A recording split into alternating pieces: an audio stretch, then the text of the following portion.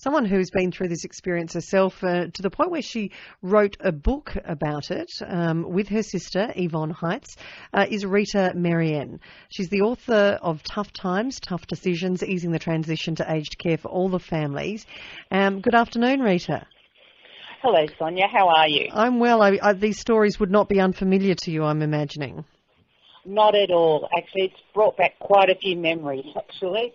Thank you very much for giving us the opportunity to talk today about this, because it is a really important part of aged care that we strongly believe is neglected. The emotional side of aged care takes such a burden on everyone. Well, indeed it does, Rita. Now, I think it's a given. This study has found it. I think most of us already knew it, that this is a very stressful experience. Do you have suggestions as to ways that it could be made less stressful? I sure do. One of the things you need to understand when you're finding aged care for your loved one, whether it's in your home, their home, or an aged care facility, is that there's a reason why you're doing this. It's because they can no longer care for themselves. And that's really important. Sure, whatever solution you may find isn't going to be perfect, but it can be perfect for your situation. And I suppose the big thing I really want to get across to people is that they have to care for themselves as well. This is a stressful time for everyone, and the sandwich generation really suffers the most. Here you are having to find care for your ageing loved ones while you're still probably raising a family yourself and working full-time. There are so many stresses. Yeah.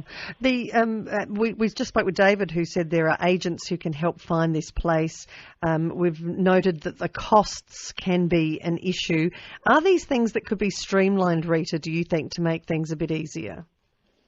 There are a lot of services out there that can help you. And I think let me just take a step back here. When we went through our caring journey, we didn't. We did everything ourselves.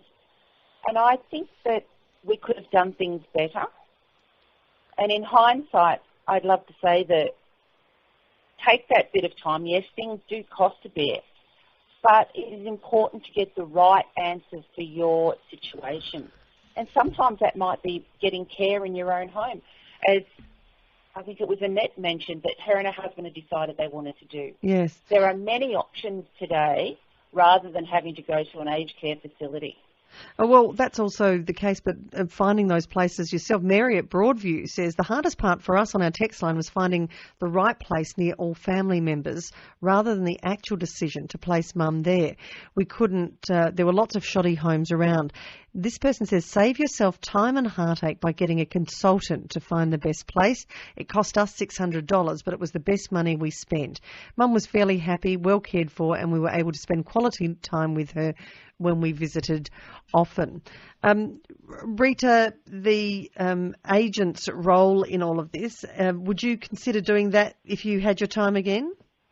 In a heartbeat. I wish I had it. It would have been so much easier. We had a bit of an unusual circumstance. Dad was actually living on the Gold Coast. I was in Canberra and Yvonne is in Adelaide. So you throw those distances in there and it gets so time-consuming. Time-consuming, I suppose, is the wrong word. It just gets so stressful. You're doing everything, and having someone come in that knows the services when you haven't got a clue would be so much better. Well, Rita, look, thank you for your experience. Rita Marianne, the co-author of Tough Times, Tough Decisions, Easing the Transition to Aged